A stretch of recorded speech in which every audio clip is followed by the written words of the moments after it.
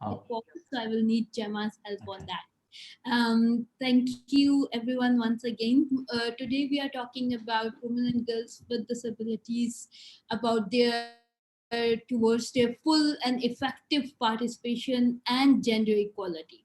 So how is it possible, like when we think 10 to 15% of the total population are persons with disability, and 50% of them are women and girls with disability, which is a huge number, and 80% of them are living in the rural areas in the developing countries. And if there's, god forbid, there's disasters or all these discriminations they are facing, it increases a lot. And we cannot say, like from the commonwealth countries, how difficult it is for women and girls with disability to take the equal participation in the development, equal participations in the policies legislation. So today we are going to touch about some of the facts, the barriers they are facing. We will also do some workshops, some videos we will screen together, and we will really looking forward to hear from you on this. And we see the agenda where we can work together and move with other women and girls with disabilities. So for the introduction, I will just talk a bit about the UN Women Strategy, what they have said about the empowerment of women and girls with disabilities towards full of effective participation and gender equality was developed to ensure a more systematic approach to strengthen the inclusion of rights of women and girls with disabilities, like how we can systematically talk about. Do you mind slowing down and pausing in between? Just, yeah, if you could slow down a bit. Yeah. Thank you. Okay. Sorry, that's my disability. I could try.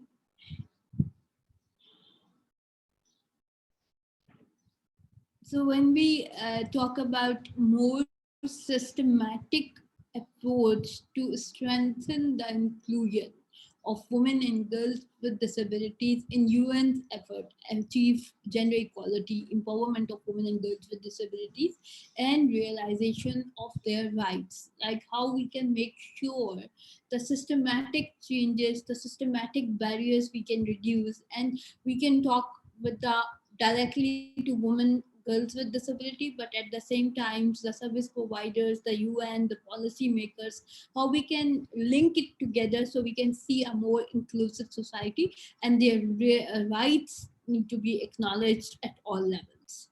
Yes, Gemma, can you say like who's going to Okay, speak? so I need to share my screen and you need the next slides. Okay, so the problem is, I'm just going to tell everybody, I don't have the list of who is saying which slide.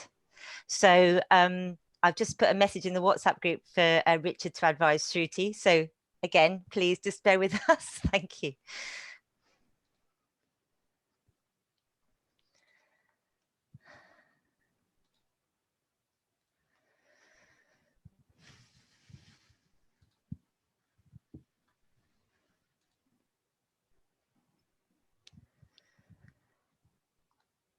Okay, can you see anything?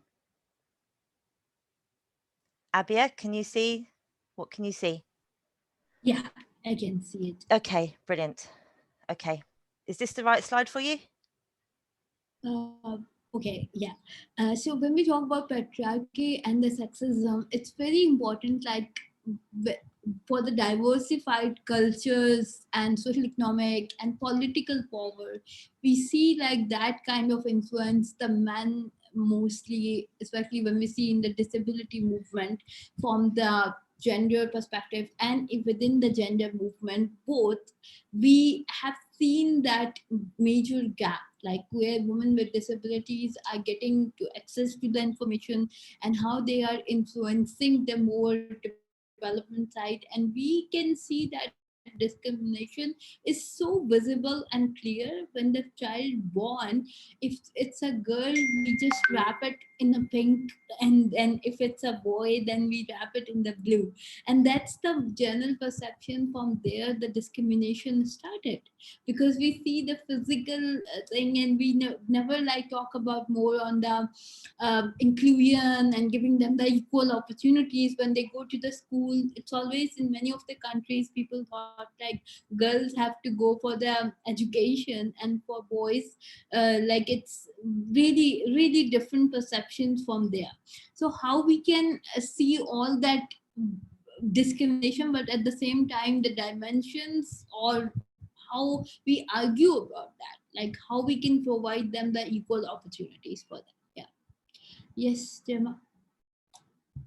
Okay, so Shruti is going to take the next 3 slides. Shruti, are you there?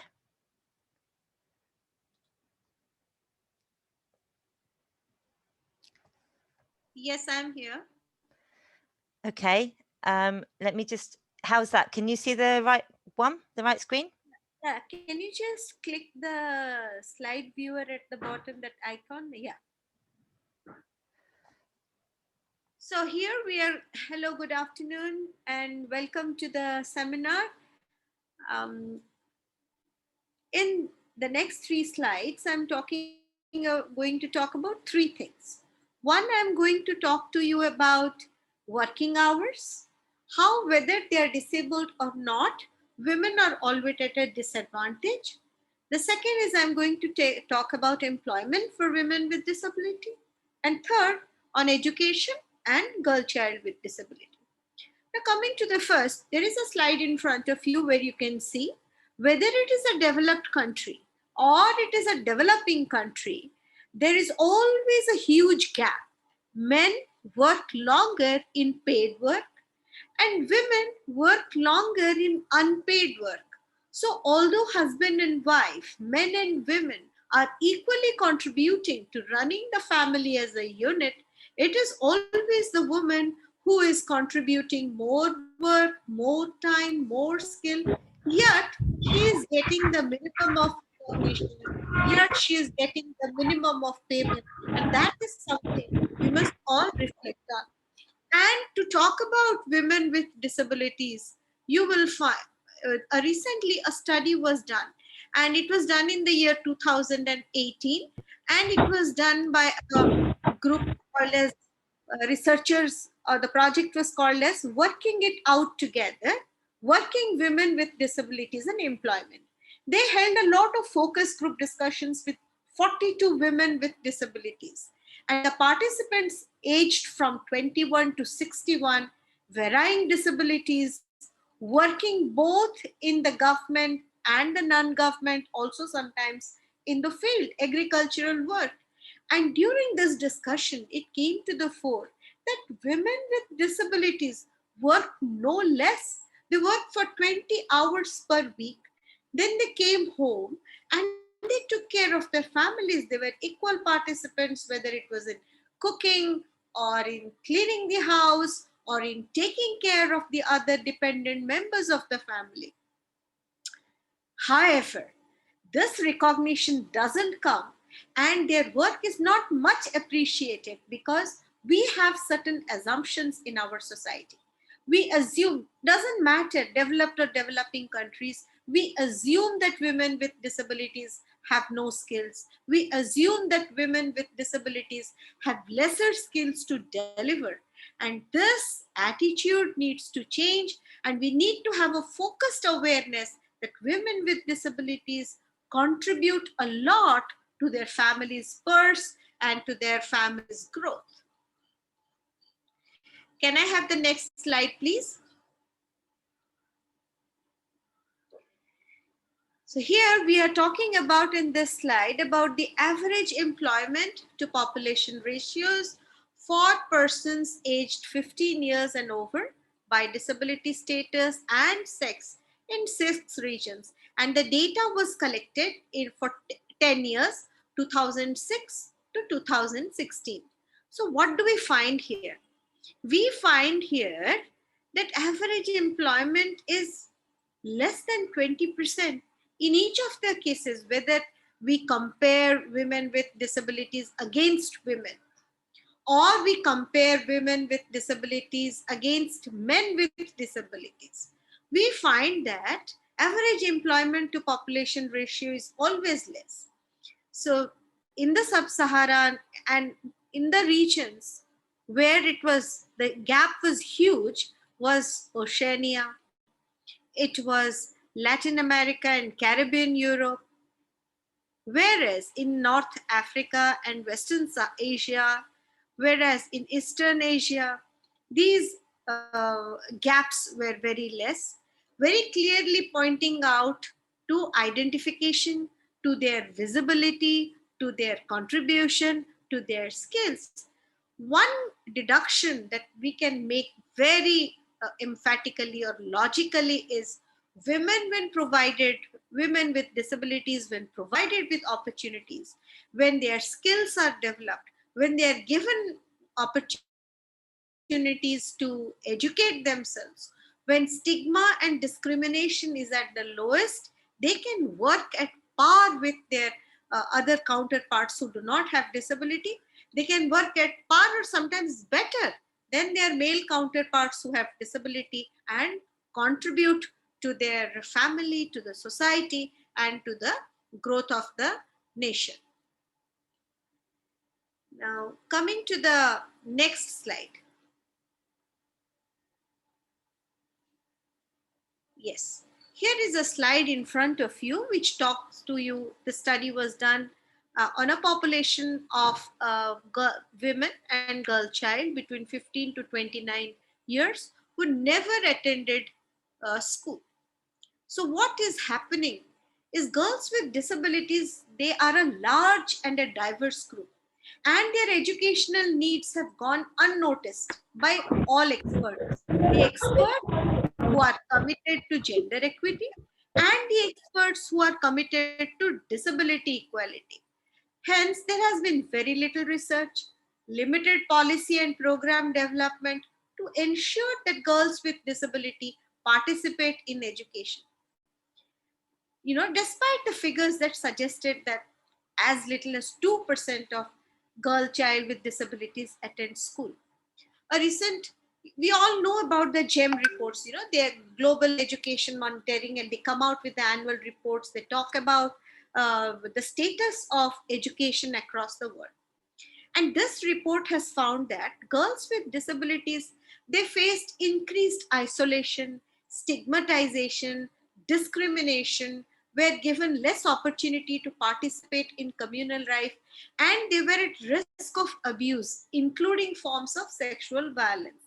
And all of these factors that I just told you, all of them compounded in girls with disabilities experiencing a lack of schooling. Couple of studies I was going through, I found one study done in Pakistan, couple of studies done in countries in sub-Saharan Africa, and they all reflect the same findings, that less than 5% of children with disabilities attend primary school, and less than 2% of girls with disabilities go to school. As a result of this, you can see that the gap between men with disabilities and women with disabilities is more than 3 times. So women with disabilities are 3 times more likely to be illiterate.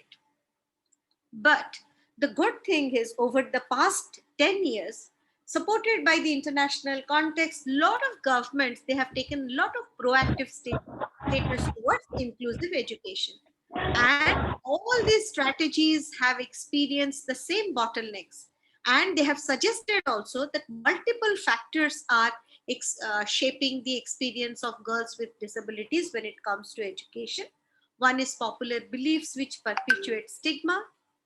And this is also very interesting. Education for girls with disabilities is seen as a cost by the family and not as an investment.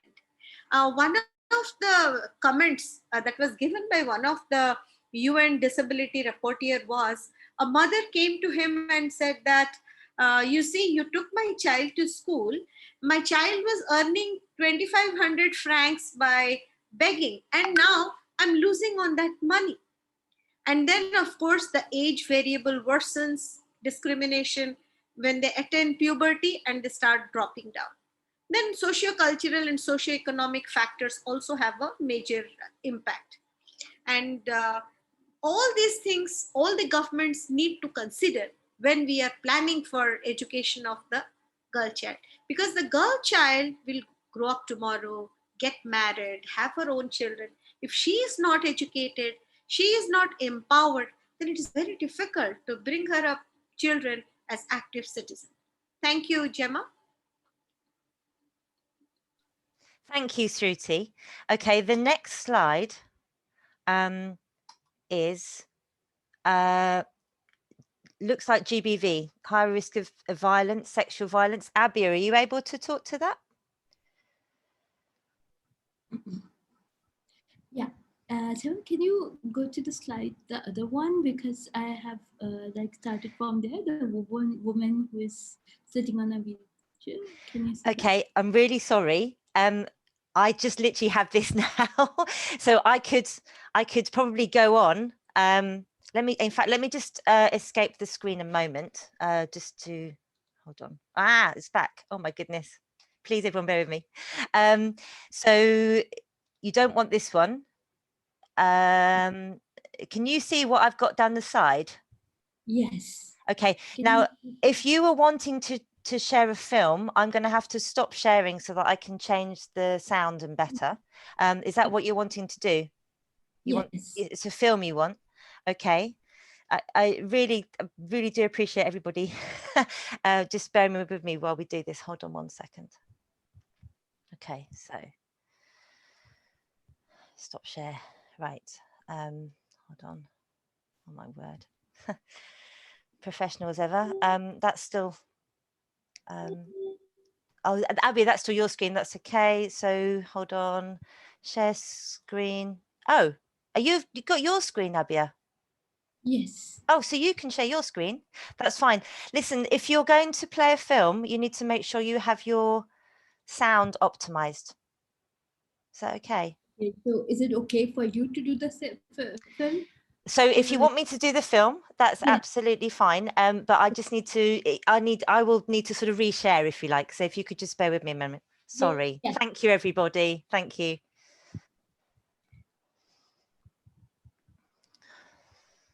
Optimize for sound. Hold on. Oh my goodness me. Okay, share. Slide. Do you remember what slide it is, Abia? Is it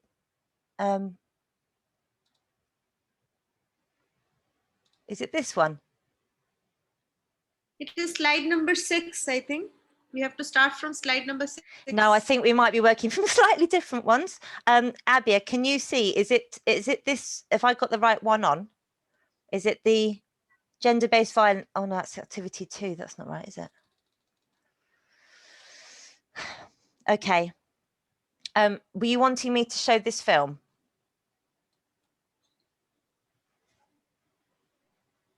Or is it not this one? Abia, are you Abia, taking are it you up? able to hear me? Yes, I can hear you. Okay, can you see my screen?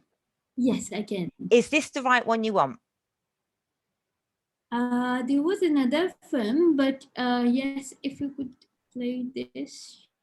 I can, if you want me to play this one now, yeah? Yeah, there was another film, but Hold on, let me, oh my word, do we not have the right one up? I'm so sorry, everybody. This is, okay. Let me, I will play this and then we'll see how we go. Okay.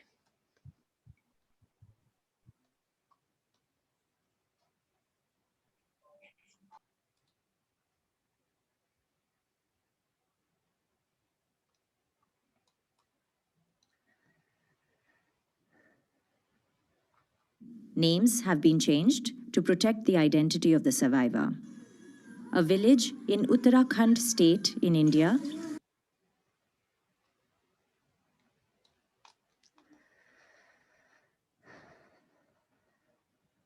Names have been changed to protect the identity of the survivor.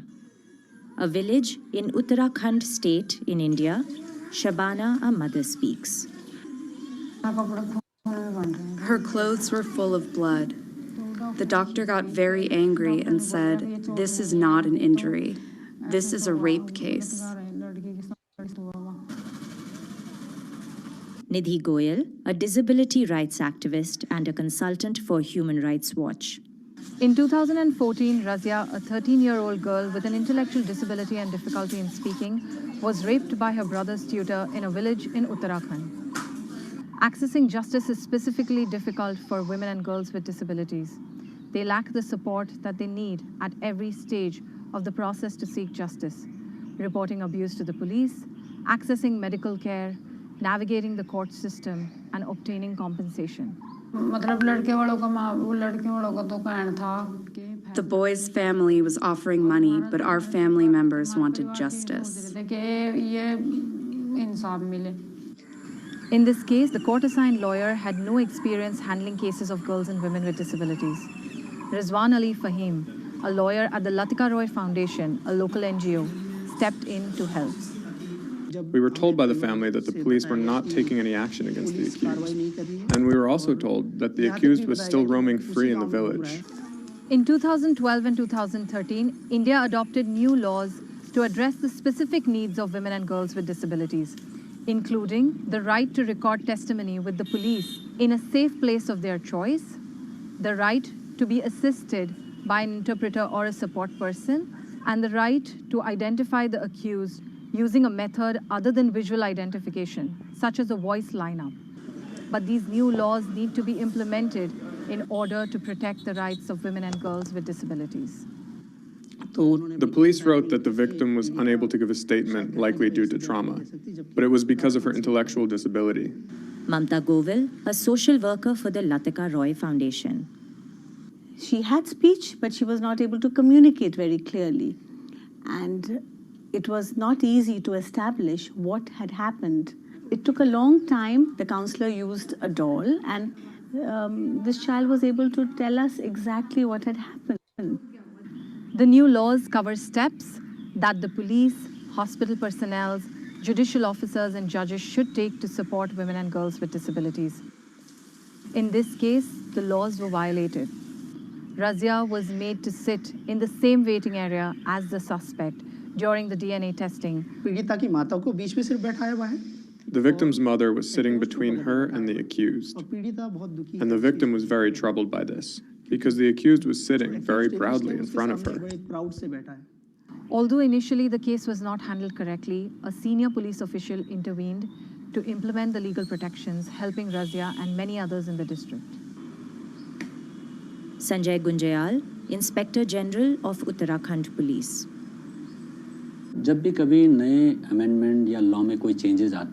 Whenever there are new amendments or changes in the law, it's very important that all the investigating officers or police officers are properly trained, and that the training should not just be related to the law, but they should also be sensitized to the emotional and the psychological impact that the victim goes through.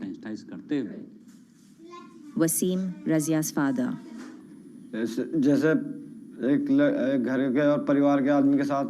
As you know, if such a thing happens to any girl in your family, it's a difficult time for the entire family.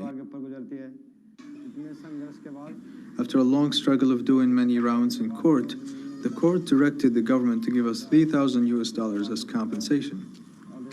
It's been 3 years, and we still haven't gotten the money. Razia's case demonstrates that India is taking steps forward in upholding laws to protect women and girls with disabilities. But making this happen demands an engagement from strong grassroots organizations, informed lawyers, trained police, and a genuine commitment from the government to provide support they need to heal from sexual violence.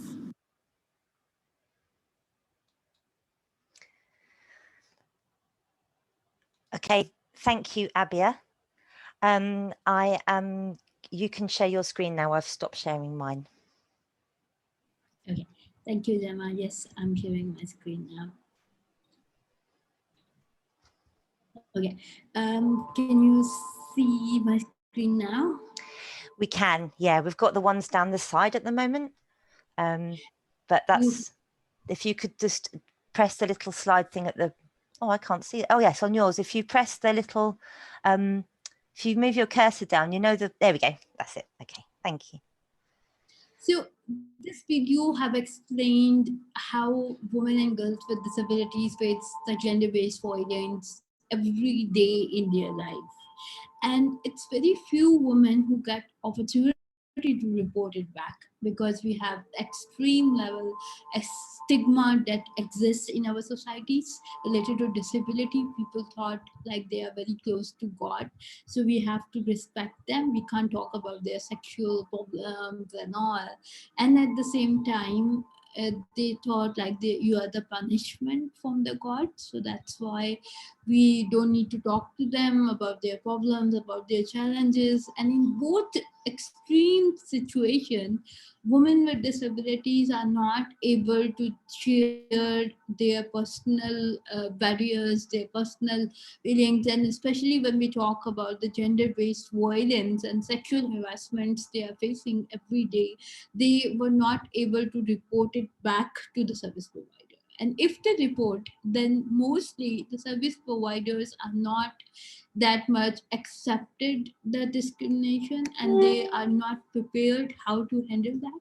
Like, for example, when we talk about the deaf woman or the woman with visual impairment, how she's going to report that?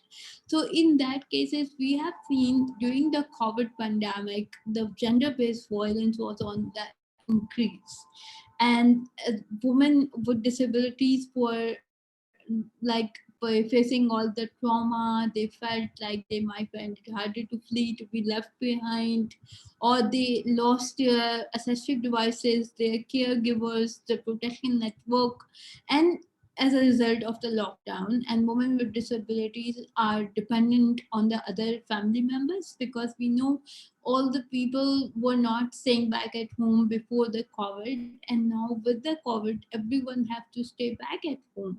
So the people who were staying at home, it was difficult for them to accept the presence of women and girls with disability, accept that they are not having the support mechanism, they are not having their personal assistance services. So they got extra burden of having a family member with a disability.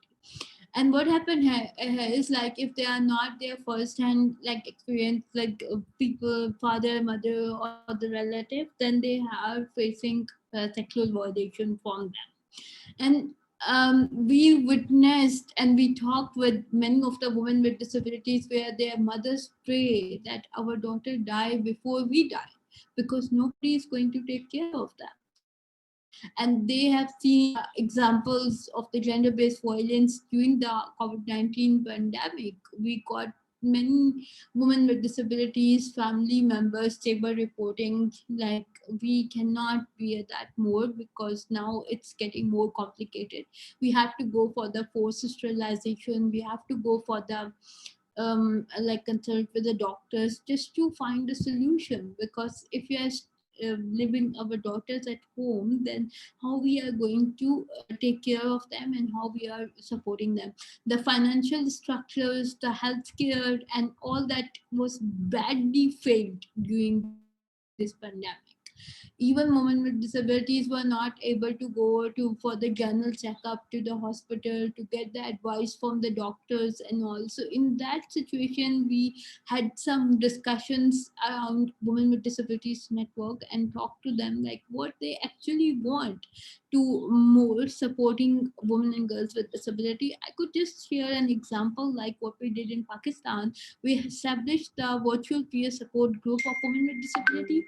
So we train women with disabilities on the psychosocial or counseling, how they can use that online mechanism where they can provide the psychosocial support to women and girls with disabilities who are sitting at home. Nobody is talking to them. So how we can identify those 10-15 women with disabilities, equip them with the technology, because now there was another gap when we started working on that. Like women with disabilities are not having access to the good quality internet. They are not having understanding how to use the different virtual platforms. So we train them on technology, how to use that, how to access that. And then we conducted a survey like how women with disabilities in the grassroots level can access to those who have the like information. So we translated all the material in accessible languages, and then we identified identified those women with disabilities who need that psychosocial counseling. So they have provided like counseling for 300 women with disabilities and came up with very good example, because women with disabilities were feeling so much depressed during that time. They were not able to share their own challenges with anyone. They were not able to talk to the family members about this. So this support mechanism had helped them a lot. But at the same time, we conducted a survey with the service providers, with the UN, with the government, like what are the facilities they have. If we identify through the peer counseling, the gender-based violence cases, the sexual harassment cases, so how we can address that. So we negotiated with the government officials and address that gap, like this is existing, and how we can work together on that. Whether we need the policy, whether we need more inclusive kind of system. There was another example, like after the COVID, women with disabilities were not getting information in accessible format. How to go for the testing of the COVID, where we can assess our current situation, where we can get our assistive devices, what are the laws that exist and the services that available in all over the country. So we developed this mobile application which was having all that information in accessible formats, and through this application we started registering the people, like how many are using this mobile application, so they can register and we can get the data on that. And it was easier for us to reach out to those women with disabilities and providing them the services directly, but at the same time they were able to access about scholarships, about education, about data, and they were also safe. So earlier we were working with UNFPA on this, like providing the psychosocial support to women with disability, and later we worked with British Council to develop this mobile application so they can provide widely the information to women and girls with disability. And this was like all in different formats. And these were the small initiatives which we thought like it can contribute to the access to justice for women and girls with disability, because it's not about just providing them the information, but also equipping them so they can fully getting information and empowered and providing them the space for advocacy.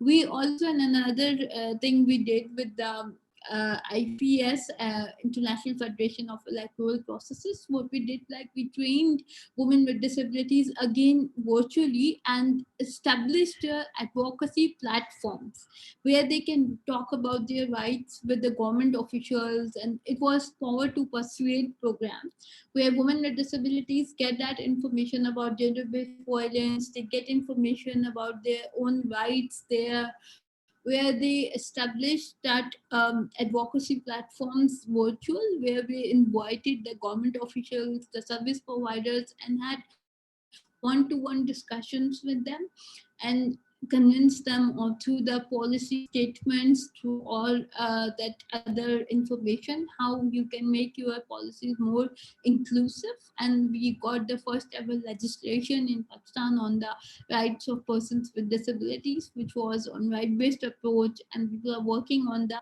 establishing of the Committee on the Rights of Persons with Disability. Ministry of Human Rights has established a council, which was really positive. And when we talk about the access to justice, it was important to systems must be fully accessible to women with disability. Number one, the law enforcement, the judiciary, and other actors involved in administration of this and response to gender-based violence, and lawyers must be trained to provide them with effective legal representation. Because if the lawyer don't have understanding how we are talking about and taking the rights of persons with disabilities, they will not be able to respond at that.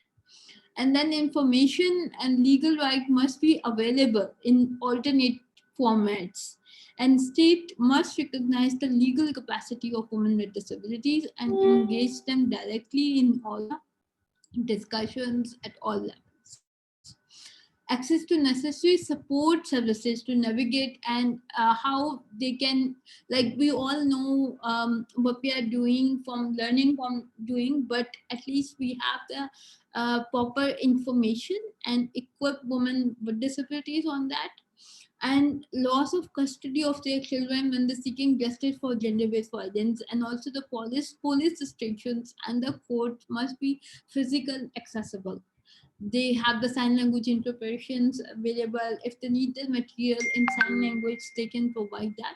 So this kind of like support they need, and also we see like this kind of information is important for women and girls with disabilities to access the services. Thank you, Gemma. I will stop here and you can share. Thank you Yes. so much. That's great. So we are now going to I'm going to hand over to Gaudence, who is going to I'm just going to share this one moment. Share screen 2, hide the chat and the people. Okay, can you all see this one? Bearing in mind I can't see the chat now. Oh, it's great, isn't it? Thank you so much, everyone, for your patience. Gaudence, can you hear me okay? Yes. Brilliant. Oh, it's fantastic. Okay. So now we're going to have fun because I'm sharing this one and I won't be able to see the chat because I'm sharing it. So we'll have to see how that goes. But Gaudence, I will let you talk about this anyway. Gemma, before you speak, there's a black thing on the screen. We cannot see it properly. Okay, hold on. Let me just make it bigger. Hold on. I think it's to do with the fact that I'm also trying to let people in the waiting room. Does that help? Thank you so much. It's perfect. Okay, thanks. Gaudence.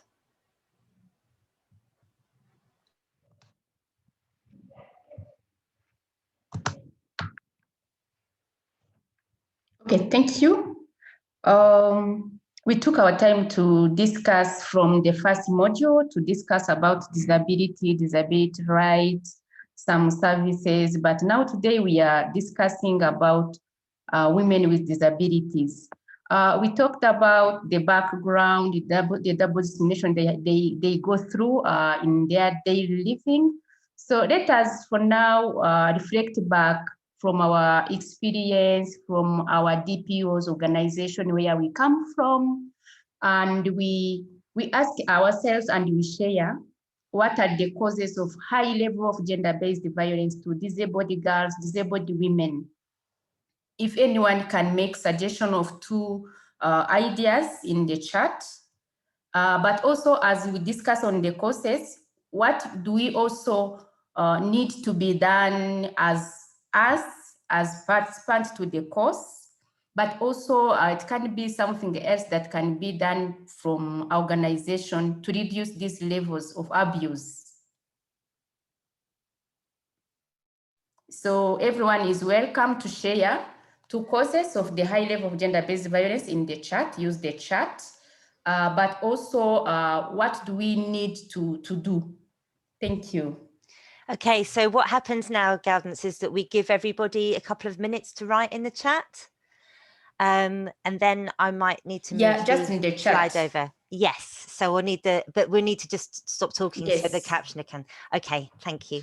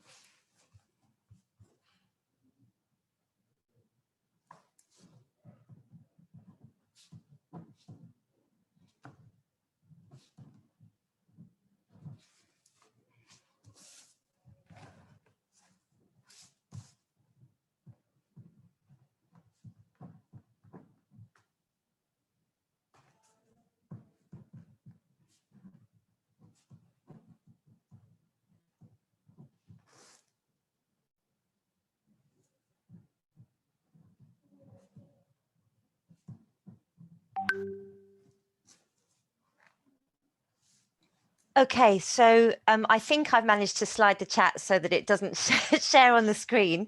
Oh, honestly, thank you everyone so much for all your patience. It's brilliant. Okay, so what normally happens is I read out a few of these, but I mean, Galvin, you can probably see them too. So let me just see what we have. So, for example, we have lack of economic power and seeing oneself as an agent of pity. We have two main causes in Uganda is high levels of poverty among women with disability. We have disabled women and girls are seen as having low mental capacity, so often ignored or not taken seriously. We have laws are there to protect disabled girls and women, but it's not enforced. Once any crime occurs, there is no exemplary punishment. Do you want me to read a couple more out, Gaudence, or?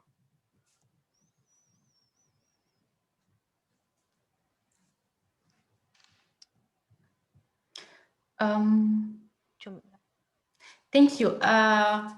From the charts. Yeah, so I've basically I had so many reading. ideas. Okay, I'll leave it with you. The power imbalance in power. They talked about poverty, patriarchy system, lack of sense and thinking, inaccessible of information, lack of awareness on the right of girls and women with disabilities, lack of equal participation in the policies. All those are the ideas that are around the causes of high level of gender-based violence. And all these ideas can be grouped under three main themes. One is around inequality that create imbalance in power, imbalance in relationship and in negotiations. The other idea is, as someone said, the lack of sense and thinking. This is no respect to the human right, to the human being, but also the other cause is around the power.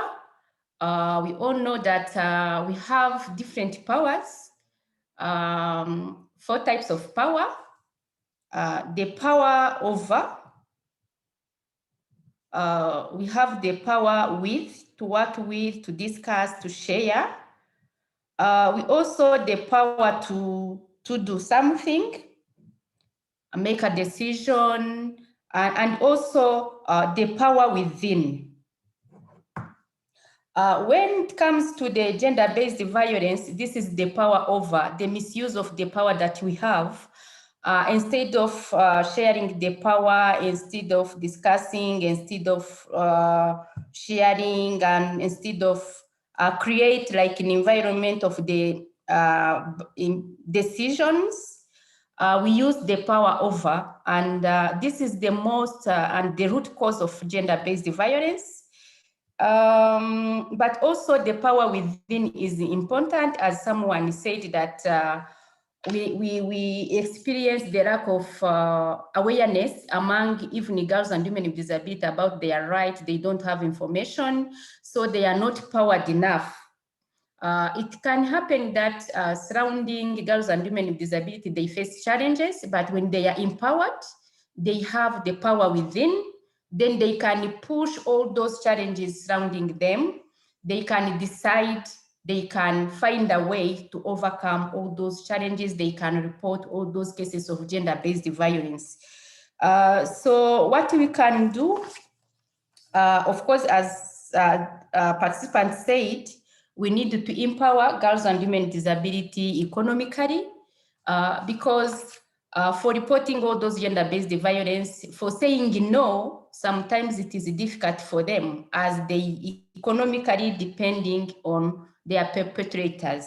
So economic empowerment is important, but also social empowerment in their leadership, their participation, taking voice, taking space is also important for those girls and women with disabilities. For the surrounding environment, we need to raise awareness, as they said, raising awareness about gender-based violence, about the right of person with disability. But also sometimes we need to advocate for changing laws. Like someone said, the issue of legal capacity, this is an issue of denial of human rights. And this is specifically affecting disabled women, disabled girls with intellectual disabilities. When you look at through all those laws that we have in our countries, we need to screen to see to what extent all those laws are discriminating girls and women with disabilities. You can imagine what happened when a woman with disability is violated. Coming to seeking for justice, someone is saying, we cannot trust you, what the information you are providing. So as advocate, as we are discussing specific issues affecting girls and women with disability, we also need to look into our country's laws, but also our organizational laws to see whether they are friendly to disabled women, to disabled girls, to take space within organization, within our country development. Thank you.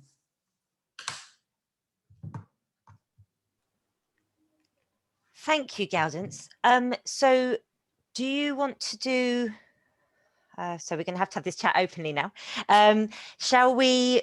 I'm back on sound now if you want me to be part of it. Okay. Gaudence, should we, what should we do? Should we move on to, hold on, let me just get onto the,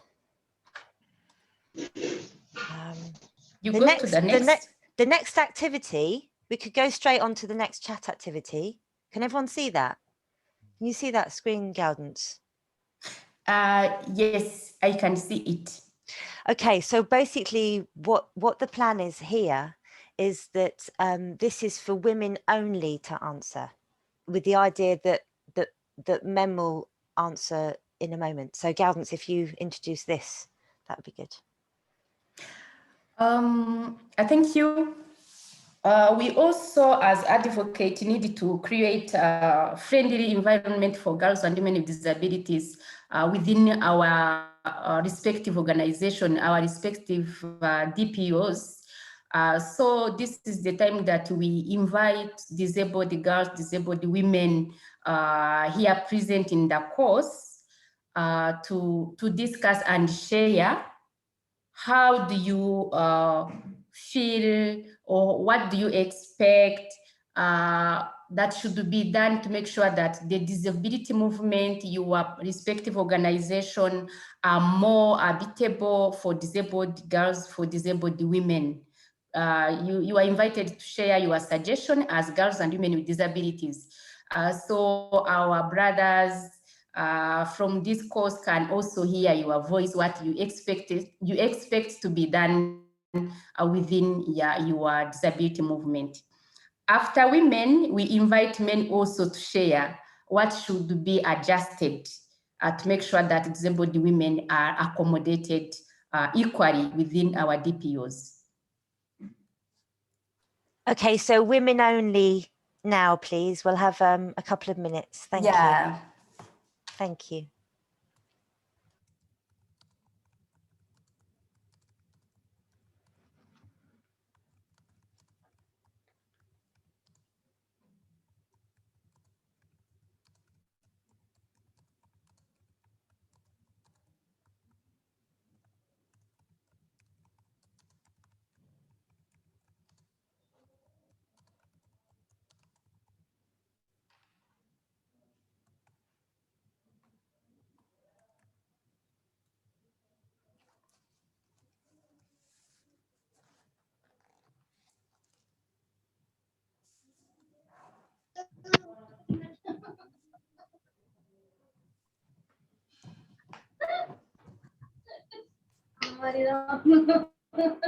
Hey, நான் மோனா புடிச்சிட்டு வச்சிருக்கேன். நான் மோனா நான் கண்டுக்கவே மாட்டேன். Gaudence, please, could you mute? Just for a moment. Oh, it's not you. I'm so sorry. I'm so sorry. அது யாருன்னு சொல்லுவாப்பா.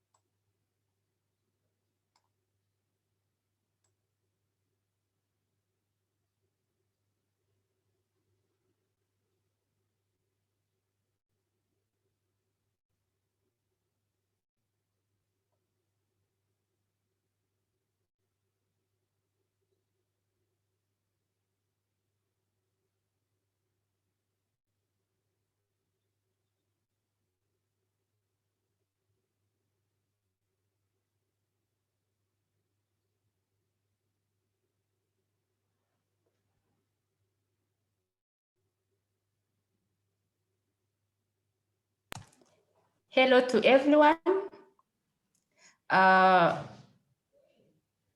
Let us go through various ideas that our sisters shared, our sisters advocate. We need to empower disabled women, disabled girls, by making sure that they have access to digital skills, digital platforms. But also they talked about encouraging disabled women, disabled girls. We need to do advocacy.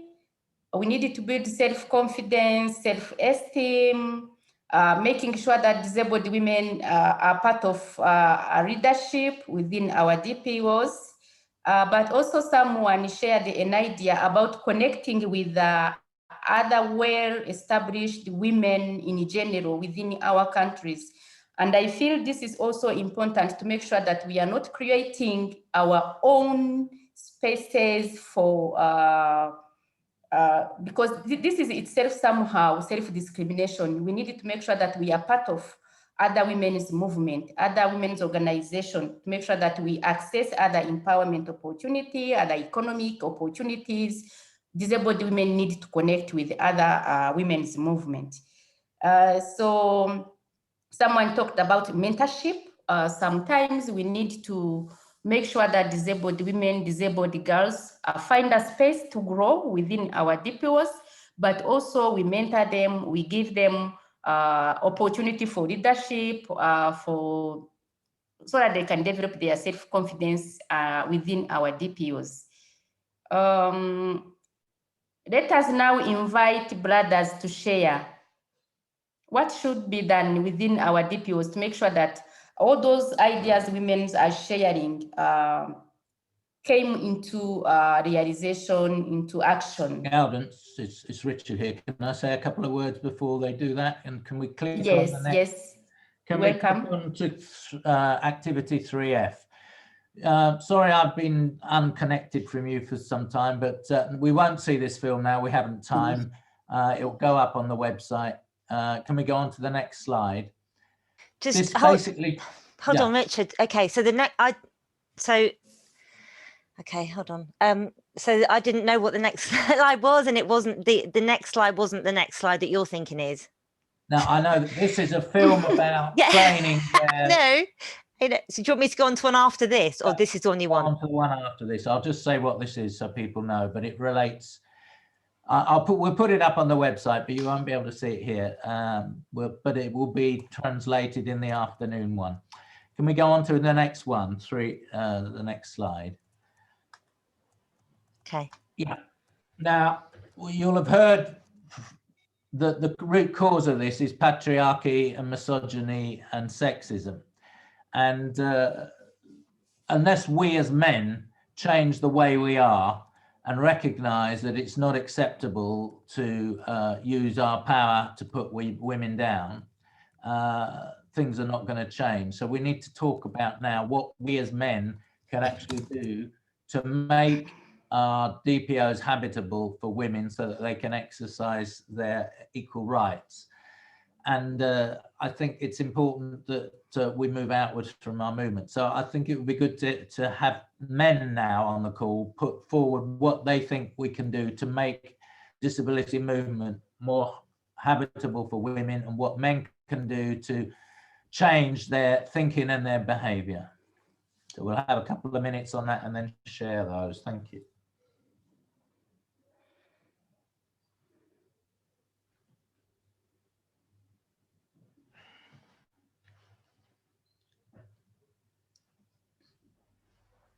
Mm-hmm.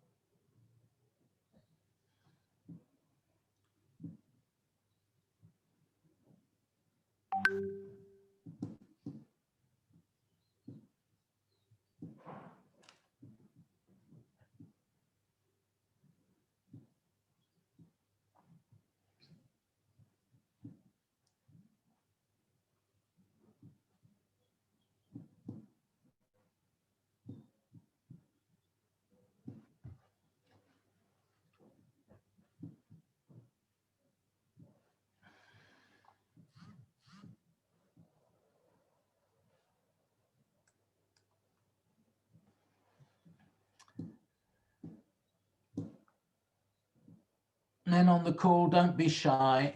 Please put down what you think we can do.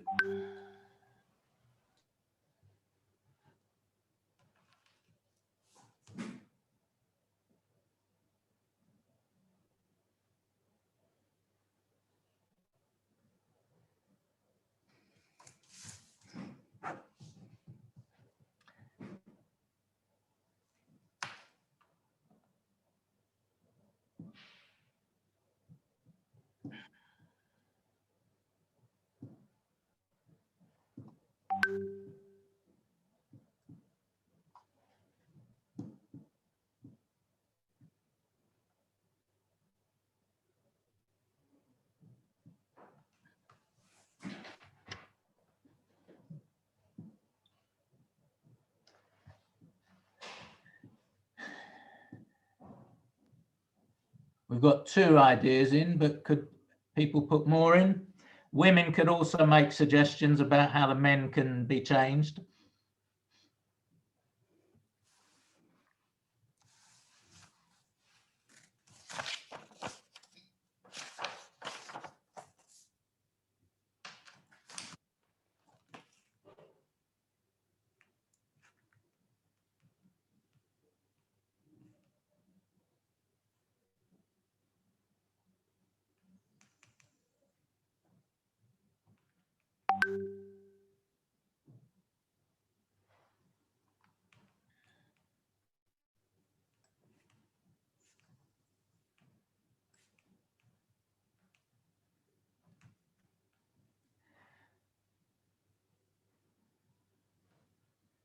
Yeah. Okay, as we've only got a few minutes left on the call, let's share what we've come up with. Education and awareness seems to be the main thing that people are saying. Men and boys need to be trained. Men need to make space in DPOs for women, help promote their inclusion, champion equality. Men need to become champions of women's equality. Mentorship, education and training. Educate men about women's rights, educate them first. I think, yes, men need to be educated, but I think men are aware that women are treated unfairly in society, and many men have a vested interest in keeping it. So we need to keeping it as it is, and so that has to be challenged within our organizations. And really, as we've seen recently with the upsurge of women's advocacy, many of the things that men have taken for granted and do in terms of sexual abuse to women, they've thought was okay, and now to their costs are sitting in prison. And so we need the judicial system to step up as well. When if we can't deal with things internally within the movement, we have to be clear that people will be prosecuted if they do things that are not acceptable.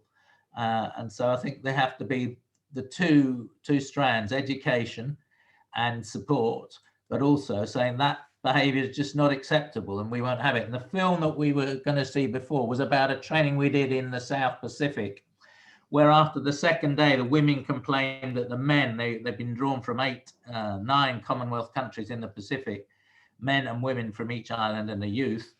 And then the men seemed to think that it was all right for them to treat the women that they were there for them. And we had to come off the program and talk to the men about how they needed to change their behavior and how they needed to stop doing some of the sexist things that they were doing to the women.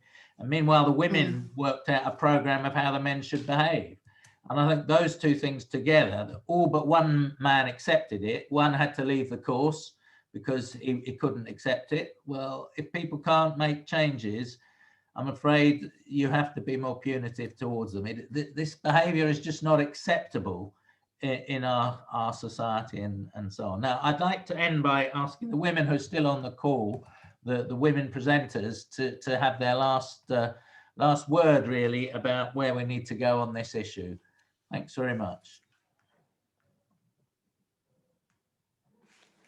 So if you could unmute Abia, Sruti, Gaudence, if you're still on the call. Yes. Thank you, Richard. This is Gaudence from Rwanda speaking. Okay. So where we need to go for now from this course,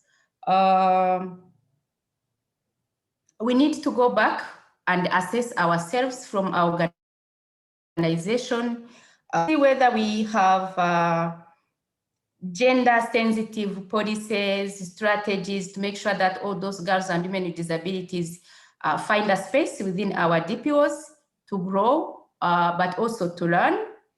We also need to run self-assessment as individual discourse to assess our attitude, our behavior, to what extent are we friendly to welcome, to support, and empower disabled women within our DPOs.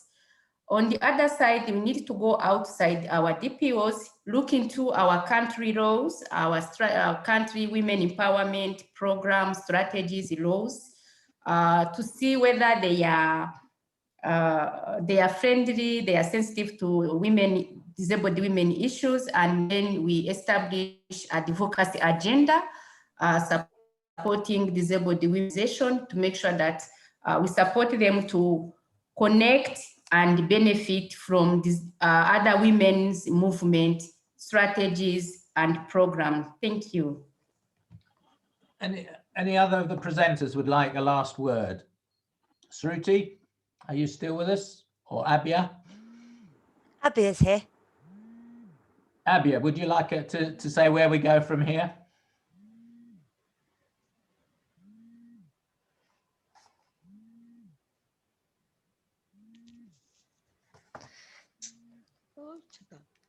Abia, are you there? Abia? No. No. So we've had connection problems all through this. I'd like to thank particularly Gemma for holding the fort, and Abia, Gaudence, Sruti, in a difficult situation. But I think there were a lot of learning points there, and I hope people take them away. There's nothing given about this situation because for 12,000 years, most societies have been dominated by men, and that's become the culture of it. Doesn't mean that has to go on that way. We now have modern technology, so women can do exactly what men can do. It's not about physical prowess. And anyway, most of the work in the world on farms and land and looking after children, the unpaid work, which we found out is done by women. So what men say is just not true, and we have to be part of the movement that changes that to make our society habitable for all women and girls, but also for disabled women and girls. And that means challenging the women's movement, who are not very good in many cases in including disabled girls and women. So we have to challenge them as well to say that. And in men's organizations, we have to break down the machismo, macho attitudes and say, no, this has to be open for everybody, and your attitudes are not acceptable.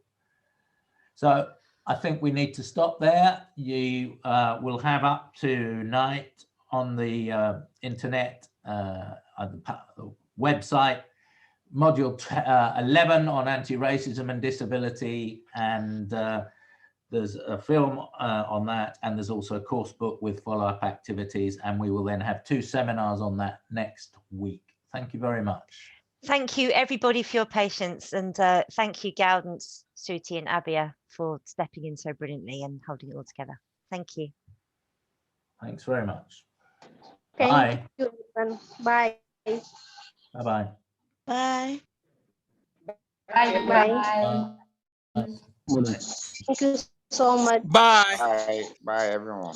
Bye. Bye. Bye-bye. Bye. Bye. Richard, love you. Bye-bye. Bye. Okay, that's